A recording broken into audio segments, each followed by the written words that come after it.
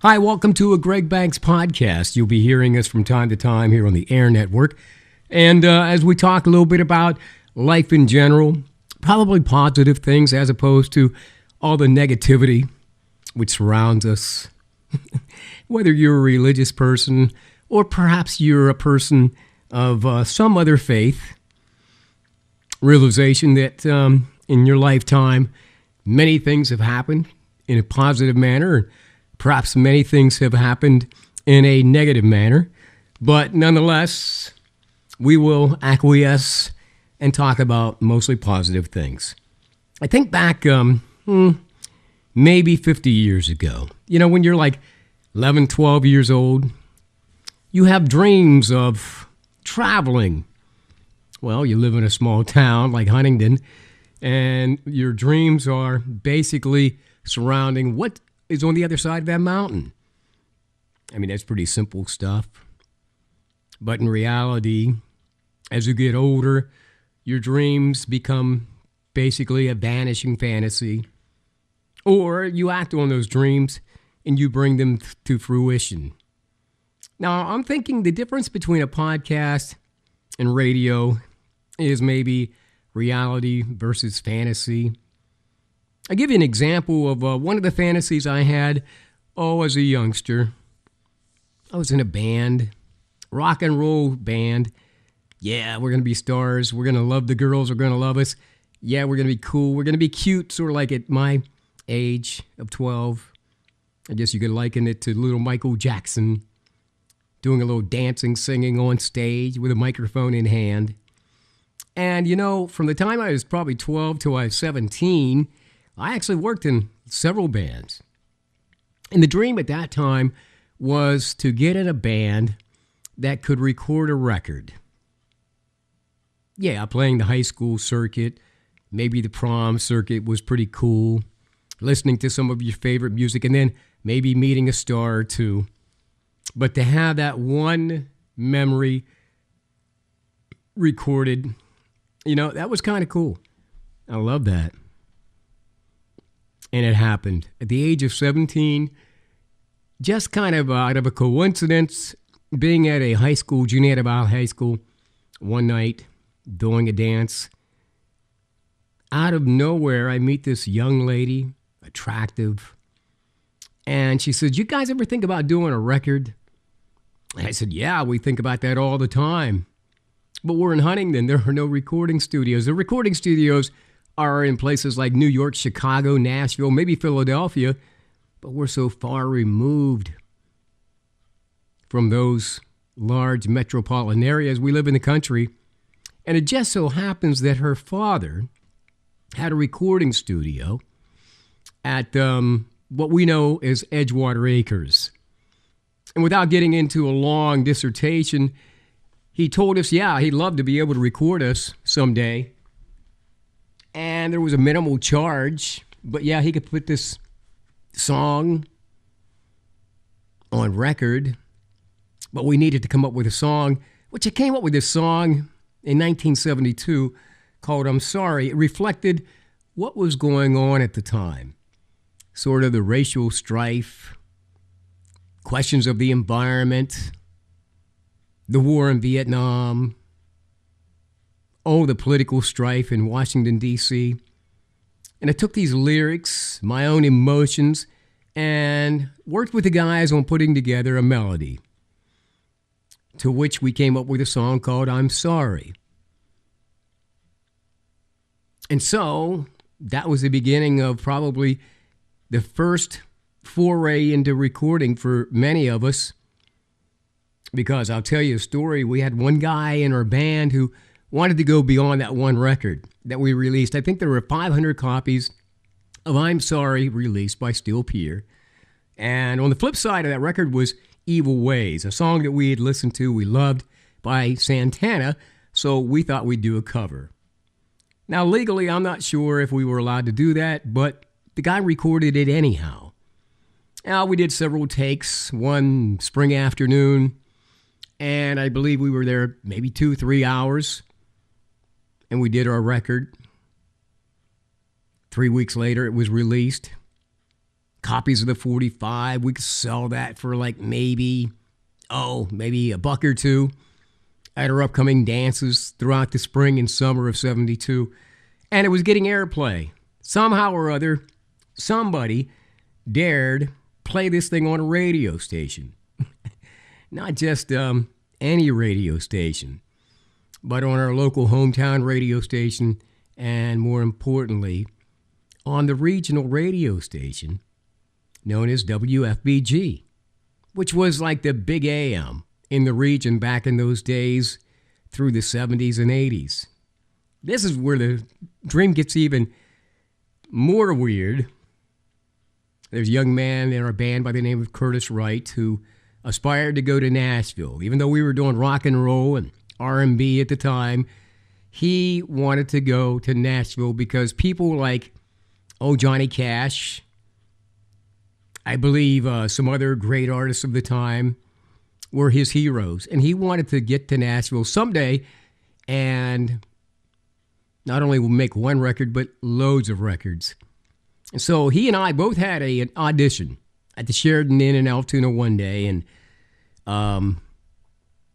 how the story goes, we're going for an audition because if we are selected by this record producer, we get to go to Nashville. So Curtis and I head up to the Sheridan Inn one day on the back of course, the release of our record with Steel Pier called I'm Sorry. We go to the Sheridan Inn, and they just ask us to maybe sit down individually, sing a couple of bars from a song, play. Curtis played guitar. Play a couple of chords and do a song for us. Maybe a 2-3 minute rendition of a song.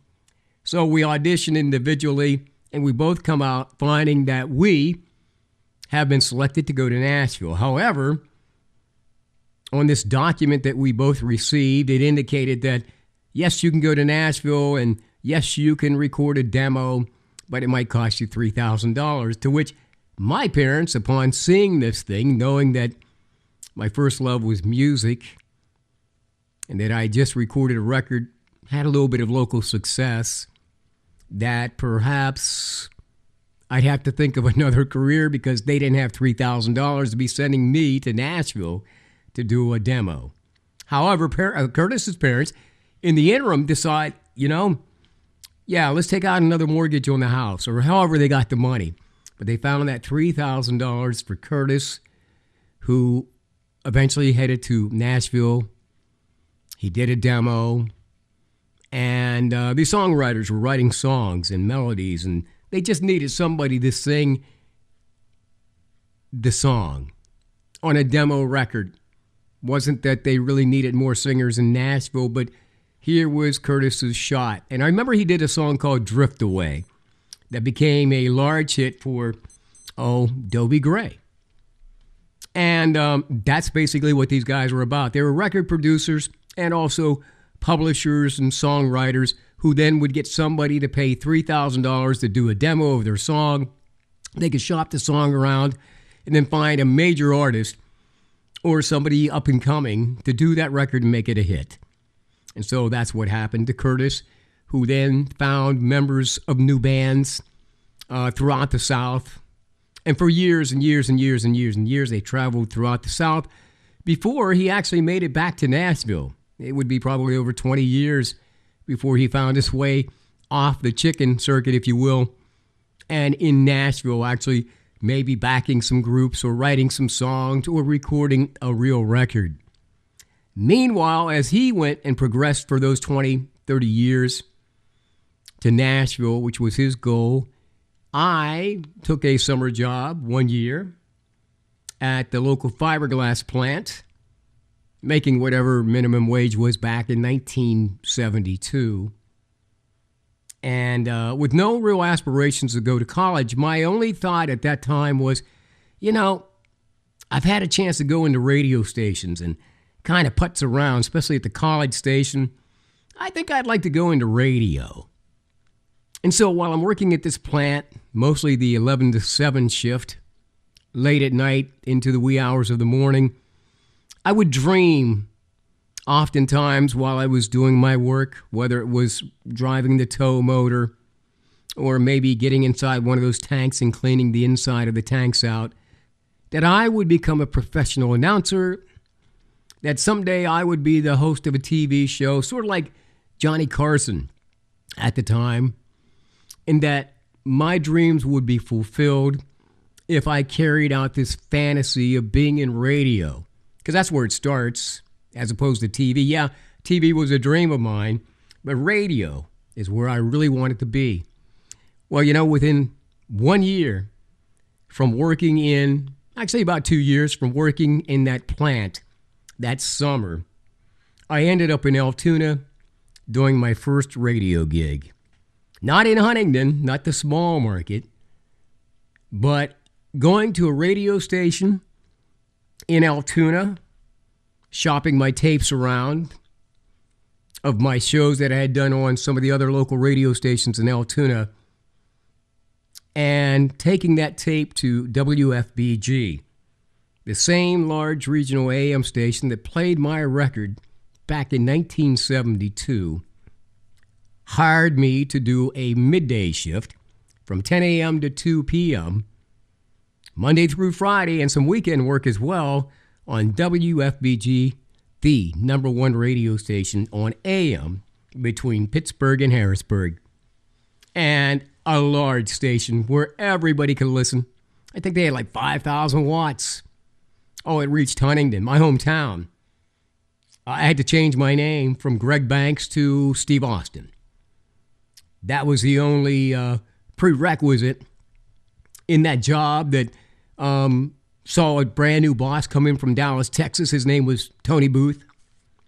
And our general manager at the time was Dick DeAndre, a well-known disc jockey who had record hops and record shows on TV, sort of like the Dick Clark of Central Pennsylvania. Dick DeAndre hiring me, and of course, Tony Booth mentoring me. Now imagine, I'm a kid 19 years old on the number one station in the region. Everybody can hear me. Steve Austin's doing his show. And I stay there, let's say from 76 to about, I guess it was about maybe 81, when I get a phone call from the TV station. Hey, we'd love you to come over to Channel 10 and maybe do sports. You have a great voice. Now, they didn't ask me if I liked sports or not. They just said, hey, we need a weekend sports anchor. And it's something we can show you and we can train you, and we'll just have you do that. And that's what I did. I moved from radio to television. And, of course, I don't want to say the rest is history because it was a rather long history, but a short history in television. Doing the sports anchoring on weekends, working during the week on radio stations. I was a pretty popular guy. One of the highest rated radio disc jockeys in that region in that time period from 74 to about 81, 82. So I make that transition to TV. And then one of my favorite guys, John Riley, Big John Riley, had an aneurysm one day. Ended up in a nursing home. Comatose. To which Channel 10 then came to me and said, Big John would want you to do his morning show. He'd want you to sit in that seat, be yourself, and host the Good Morning Show. And so I had to make a decision. And for some reason, I just didn't feel worthy to fill his shoes, to sit in that big chair that he had. And one time even wearing one of his ties because I left mine at home. But that was kind of cool. I ended up on television every morning. Now, not only am I doing radio and also doing the weekend sports, but now I'm doing the morning show. And my mother, God love her, she had one old video cassette because it was very expensive back in those days. The machine itself was over $300, which she saved her money for over a couple of years to purchase that. Then, if you bought a tape, And you decided you wanted to record stuff on it, which she loved soap operas, and she loved to tape her soap operas on that one tape. She'd just record over and over and over again. And I remember she would get up in the morning. The show, by the way, was pre-recorded, probably the earlier afternoon. They played it back at 7 o'clock in the morning. And there I am, Steve Austin, that kid from Huntington that had that dream about being on radio. Now he's on TV. Oh, it's incredible. If you dream big, you can live big. And the only way you sabotage that is if you decide that your head's too big or, like you've had enough. But hell, I wasn't even 28 years old at the time. And so the only difference was now they started piling more responsibilities on me at Channel 10. They not only wanted the weekend sports anchor, but they also wanted me to do the Big John Riley show. But how about you also do the noon weather report? Just for shits and giggles. Very little money.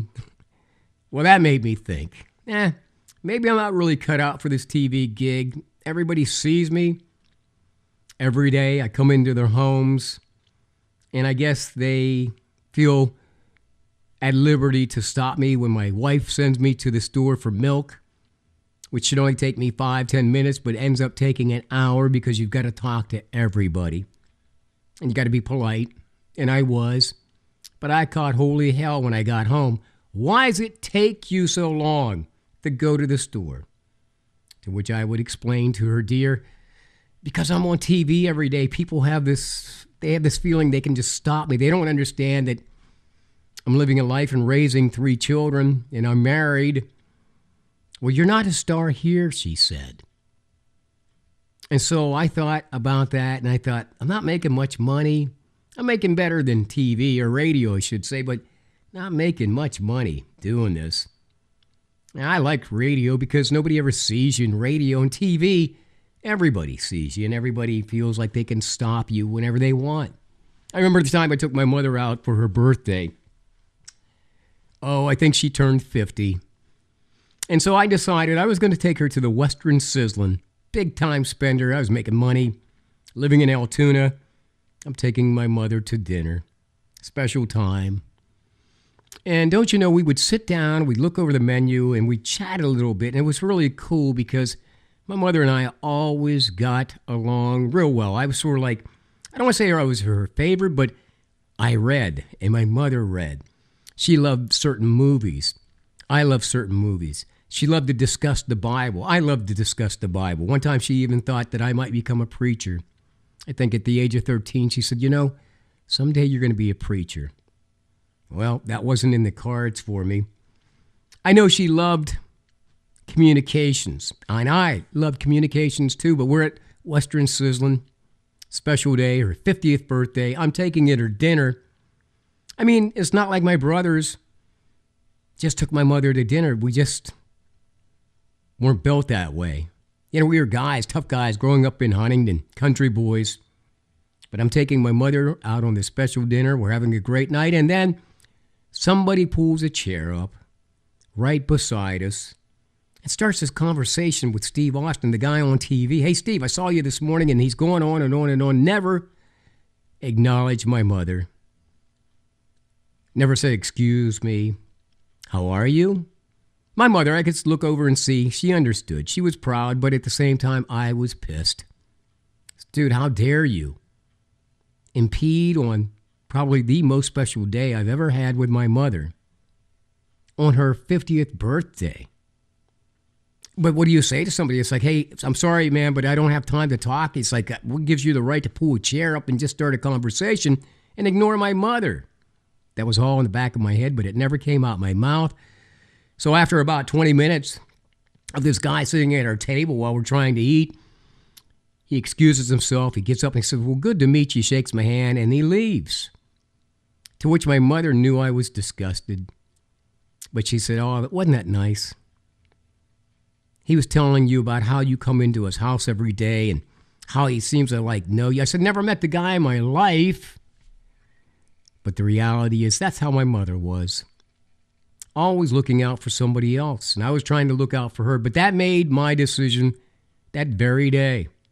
I couldn't get out of TV fast enough. And so the next radio job that I saw that came open was in State College, Pennsylvania. I was taking it. I was leaving.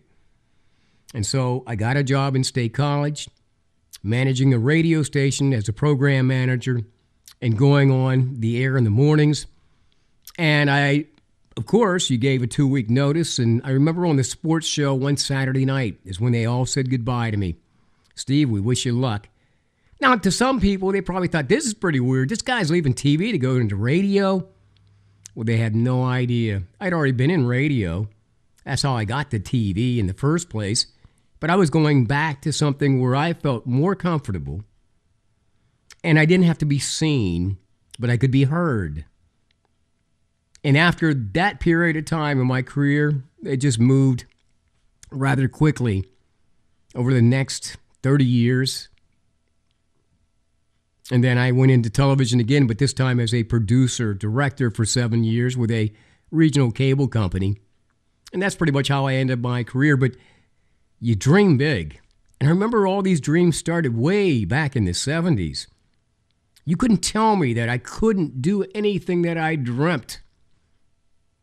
Because I guess I kind of put the blinders on. I was dead set on maybe it was fame, fortune, or whatever. It wasn't necessarily fortune, but I had a pretty good run. Almost 45 years in the industry. And there was some time in my career that I sat down, especially in about 1990. I thought, this is cool, but I want to do something for myself. I want to do something, by my 40th birthday. I want to do like a business of my own. I want to be in media, but wouldn't it be cool if somehow or other I could do all this stuff from my house and never leave my home? I just purchased a new home in the mountains above Johnstown. Very serene, peaceful area in the woods, one neighbor, a dirt road from the street to my house, which was about 100 yards to my house from the street. When it snowed in the wintertime, you got a foot of snow. Yeah, you could go, but you had to get a 4-wheel drive. But I had so much peace and contented in that house that I thought, in 1990, maybe I'll come up with a way to make money and just work out of my house. Well, I designed a business. It was a wholesale CD business, but little did I know it would grow into something even bigger than that. By 1995, I'd made so much money distributing these CDs to jukebox companies and college campuses and even selling out of the back of my car to policemen, firemen, anybody that loved music. They could put in an order and we'd have it for them within a week. And instead of going to a storefront, hey, I'll meet you down at so-and-so. I'll meet you down at the club. I'll meet you down on the street by the newsstand. And I opened up my trunk and they would pay me and I'd be on my way. The business was so successful by 1995, I had a child who was just entering college. I think he was going to Colgate, free scholarship, but whether he was going on an academic scholarship free of charge or $43,000 a year, he still needed money for pizzas, laundries. Plus this kid was into gambling, so he'd run up to Syracuse, do a little gambling. I guess casinos or betting or whatever he did. So I thought, let's expand this business into New York State. My son can get it started on campus and he could probably make a lot of money doing this, but he didn't dream like me. Want to know part of business? As long as you have a parent who is willing to give a child something, which his mother was always sending him money, which was all right. But, he wasn't going to dream big like me. He did, basically, academically, but he didn't want to have his own business. So that business got so huge, I had to purchase a building. I'm like, I can't do all this driving around. Why don't we have people come to me? So I found this storefront. It was an old sheet store in Hornerstown, section of Johnstown, underserved. Didn't have like a convenience store. So let's put a convenience store restaurant in there. It has 8 apartments above which will help me pay the mortgage, which wasn't very much. And we'll make money hand over fist. Well, we did. And we are part of the community. Not only did we have the store, the restaurant, the video mart, and the rentals upstairs, but in the basement, we cleaned it all up and made it into a club for the kids called The Dungeon.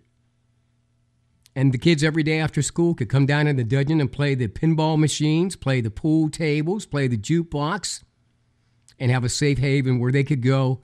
And this is way before they had the crime wave they have now in Johnstown. These kids had to have a code of conduct. They knew how they had to behave. If you want to smoke, you have to go outside. If you want to come to the club, no admission, although we did have a membership. All you had to do was sign up for it, and you had to sign in and sign out. So that if your parents said, hey, well, little Johnny said he was down at the dungeon last night, we could go back to the record book and find out that, oh, little Johnny wasn't there. Or he used the dungeon as an excuse. So what would happen is we could see what time they signed in, what time they signed out, and we made it official. We told the kids all the time, make sure you sign in and sign out. Don't use the club as an excuse, and you must maintain at least a C average. So when the report cards came out, they had to show the supervisors in the club the report card, and if you were below C, well, you couldn't come back to the club until you got the next report card. So it was sort of a reward situation, if you will. But that's a part of the business plan. That was a part of the mission. Not only are we going to make money, but we're going to give back something to the community. To which I found the more you get back, remember this, the more you give back is the more you receive.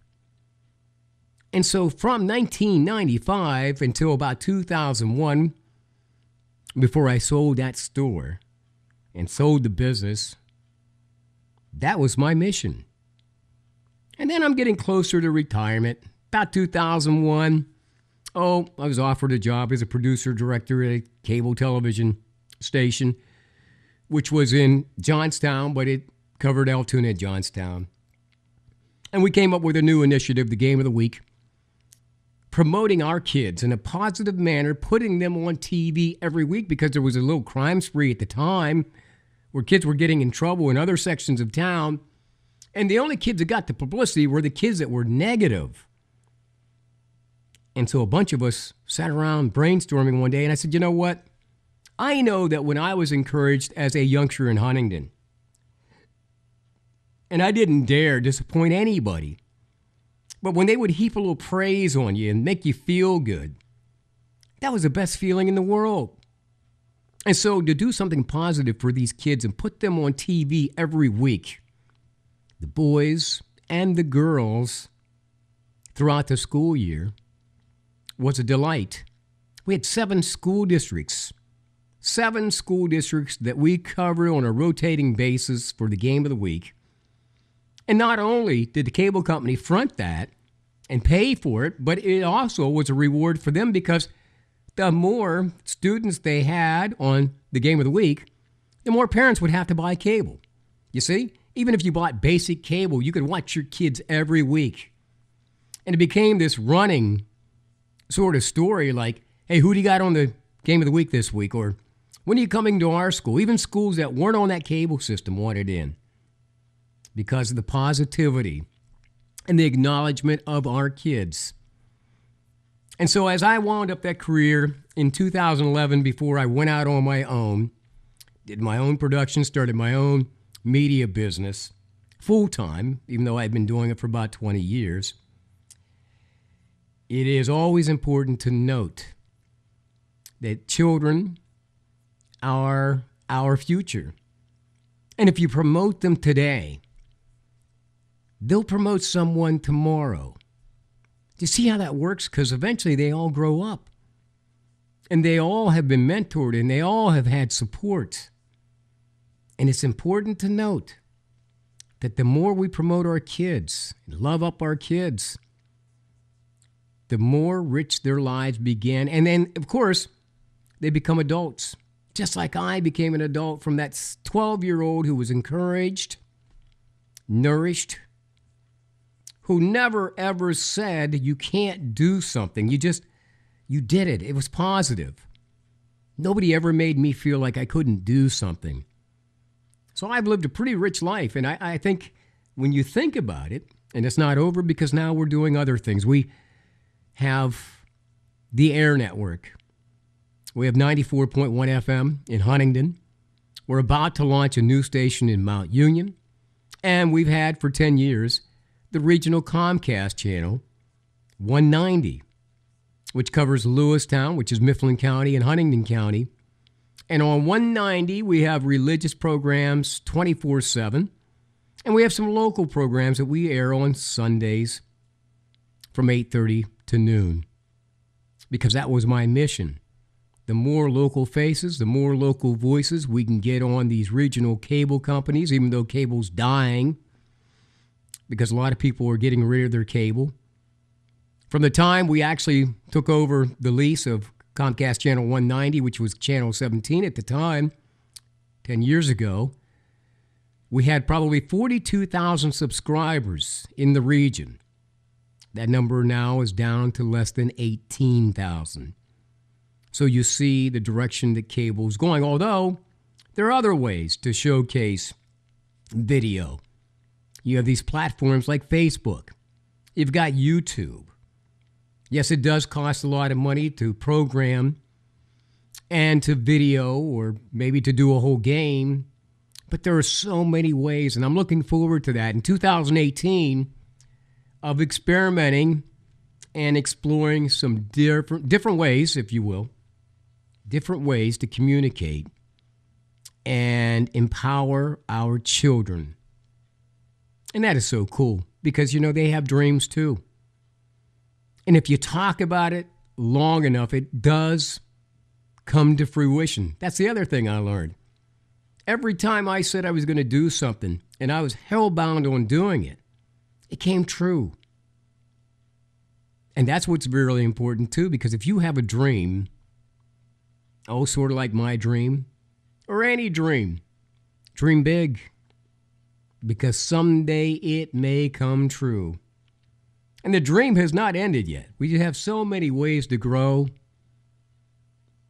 And I don't even want to get into it, but just the fact that I can do this and share my story with you today, that's good enough for me.